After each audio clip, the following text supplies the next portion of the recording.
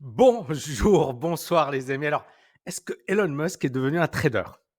Est-ce qu'il a arrêté de devenir finalement le président de Tesla et il s'est transformé en trader? Parce que ce qu'il vient de faire, ça ressemble à du trading et ça ressemble au trade du siècle sur le Bitcoin et sur le Dogecoin. Alors, je vais tout vous expliquer dans cette vidéo. Donc, récemment, il n'y a pas eu que des bonnes nouvelles. On a SpaceX qui s'est crashé.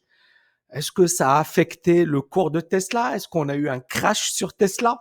Même pas. Et Elon Musk s'est lâché. Il s'est lâché comme jamais. Sur GameStop, par exemple, il a donné son avis et il a même encouragé. C'est-à-dire que quand le mec, il a parlé de GameStop, ça a fait exploser le cours. Etsy, il a dit j'aime bien Etsy. Et puis on a vu effectivement le cours qui prend 10%. Il a parlé également de Signal, Signal qui n'est même pas une action cotée en bourse, mais il a dit utilisez Signal. Et puis on a une action dont le nom est Signal qui a explosé en bourse alors que c'était même pas l'application dont il a parlé. Et puis plus récemment, le Dogecoin, il a tweeté dessus, mais il y a également des Snoop Dogg et d'autres célébrités. Et le Dogecoin, c'est juste une blague au départ. C'est-à-dire que quand on a vu le gars qui a créé le Dogecoin, il a vu la célébrité du Bitcoin, il s'est dit, c'est trop ce truc, c'est insensé, je vais créer le Dogecoin. Donc, c'est parti d'une blague. Et cette blague, aujourd'hui, ça vaut 10 milliards de dollars et c'est la 10e crypto du classement de CoinMarketCap. Donc, on voit bien qu'on est dans une période un peu bizarre. C'est-à-dire, il y a des choses qui sont pas sérieuses et qui valent 10 milliards. Mais bref, c'est l'air du temps.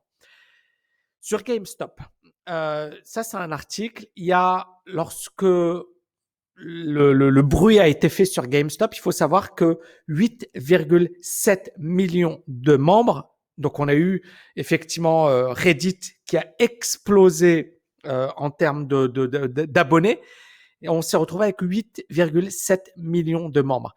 Et la moitié de ces membres ont rejoint ce forum pendant la période de l'explosion, après que ça valait 100 dollars.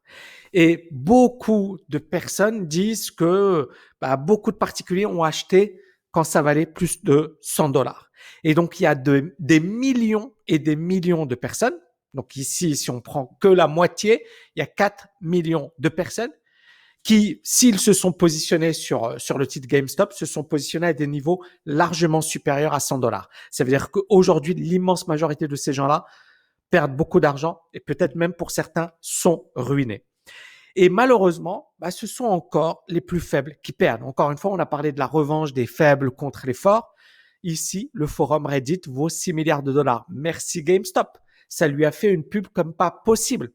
Et on voit encore une fois que beaucoup de gens, malheureusement, notamment des particuliers, sont naïfs. Mais est-ce que Elon Musk, il est conscient de ce qu'il fait? Bon, Elon Musk, il sait qu'il a une véritable influence sur les marchés.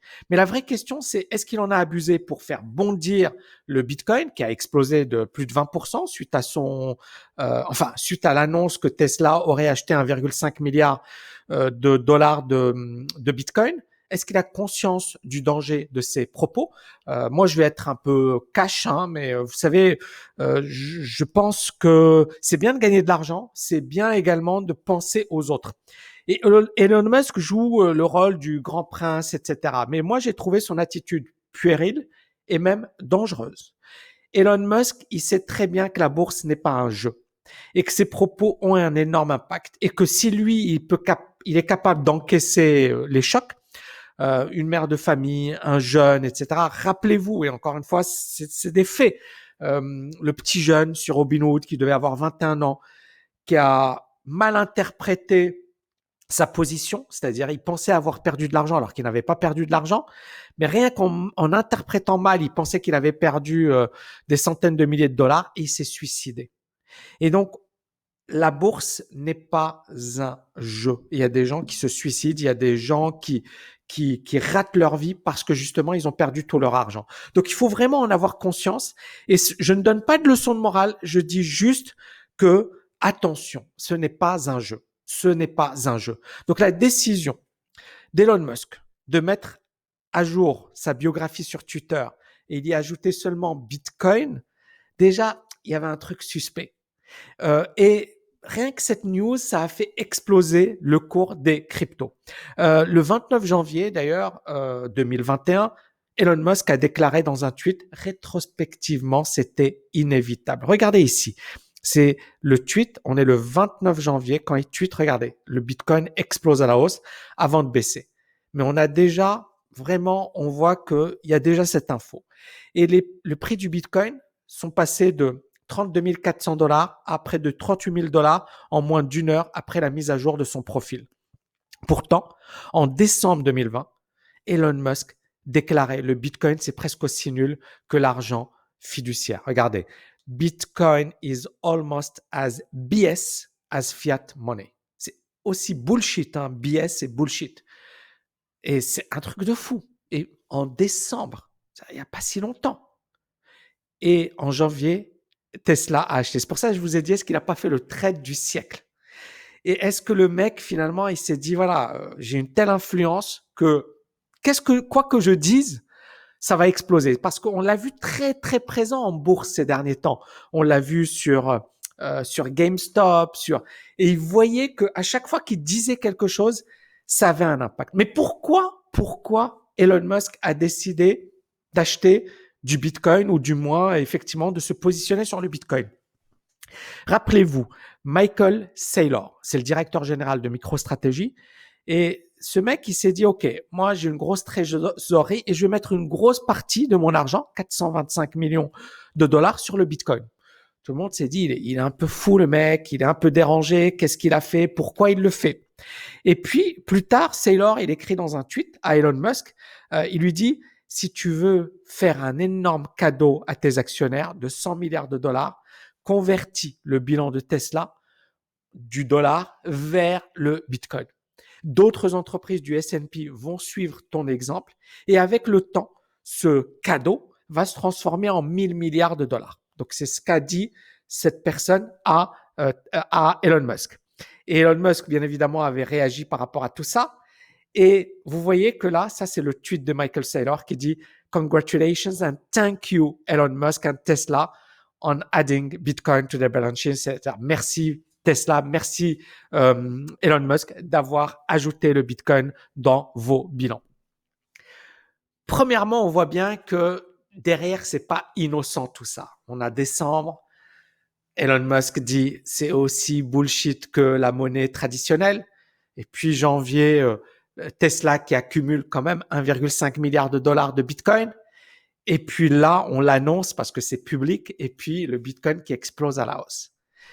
Et Elon Musk, il commence avec le Dogecoin. Alors, c'est pas très sérieux, mais il commence avec ça. Et il voit bien que rien que le fait de dire ouais, j'aime bien, ou c'est super, ou il met un petit profil, etc., ça fait tout exploser. Maintenant, on va vraiment se concentrer sur ça. Donc ici, Michael Saylor qui dit le monde entier va bénéficier de ton leadership. Quel leadership? Parce que là, le problème, c'est ça, quand on lit le message de Saylor, il dit si tu veux faire une faveur à tes actionnaires, d'autres entreprises du S&P 500 vont suivre ton exemple. Ça veut dire que d'autres grosses boîtes vont faire comme toi. Et là, ça commence à être chaud. Bien sûr que d'autres boîtes peuvent faire comme lui. Mais pourquoi je dis les prochaines semaines seront décisives? Parce que si les États ne disent rien, c'est ce qui va arriver. Et si ça arrive, là, ça risque d'être chaud et le Bitcoin risque de continuer de monter. Donc, le raisonnement, il est toujours bon, mais les États pourront difficilement revenir en arrière. Donc, et puis, de plus en plus d'entreprises vont avoir des cryptos dans leur bilan. Et donc, moi, encore une fois, je pose la question. Est-ce que les États vont accepter? Et j'aimerais voir ce qui va se passer dans les prochaines semaines. Donc, rendez-vous dans les prochaines semaines. Je pense que ça va être hyper intéressant parce que là, ce que vient de faire Tesla, pour moi, c'est vraiment énorme. C'est énorme pour les cryptos, d'ailleurs. C'est pour ça que le Bitcoin explose à la hausse. Et c'est énorme également pour les dirigeants politiques. C'est-à-dire que les dirigeants politiques, ils sont en train d'analyser qu'est-ce qu'on va faire. C'est quoi notre prochain mouvement? J'en suis convaincu. Donc, le coup de génie de Elon Musk, c'est qu'il a compris qu'aujourd'hui, c'était la star.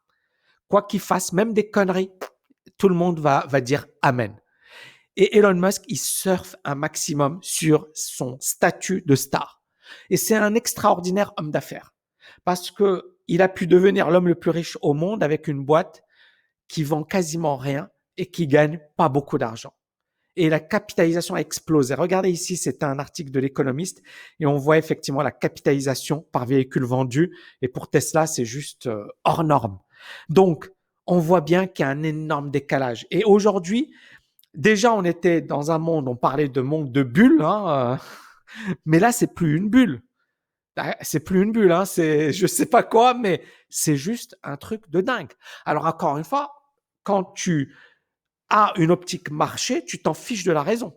On n'est pas là pour dire mais pourquoi, etc. Non, non, la raison, c'est de la psychologie pure. C'est de la psychologie pure. Donc, la conclusion, est-ce que Elon Musk est le dieu des temps modernes ou un adolescent attardé? Adolescent attardé parce que ses décisions sont dangereuses. Parce que il peut effectivement, voilà, pousser des gens à se mettre en difficulté. Et parce qu'on a l'impression qu'il n'a même pas conscience de ça et qu'il s'en fiche quelque part parce que derrière, ça appuie, voilà, sa boîte, etc. Donc oui, j'admire le mec. C'est un entrepreneur, c'est quelqu'un qui a pris des risques, c'est quelqu'un qui était au bord de la faillite, qui s'est relevé, c'est quelqu'un sur lequel j'ai fait beaucoup de vidéos, donc je l'adore. Maintenant, c'est une bonne question. Dites-moi ce que vous en pensez. Et je vous dis à bientôt les amis. N'oubliez pas de liker, de partager, de vous abonner. Ciao, ciao, ciao!